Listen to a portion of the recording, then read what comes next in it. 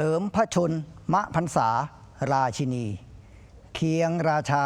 นฤบดีจักรีสยามพระเกียรติก้อง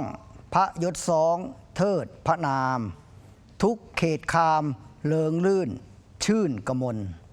พระบรมราชินีศรีภูวนาถมิ่งขวัญราชประชาสุขทุกแห่งหนทรงภักดีองค์ราชาพระภูวดลทั่วแห่งหนชนแท่สองเกริกก้องไก่รวมใจมั่นไทยพร้อมกันน้อมวันทาปวงเทวาบันดาลพระองค์ทรงผ่องใส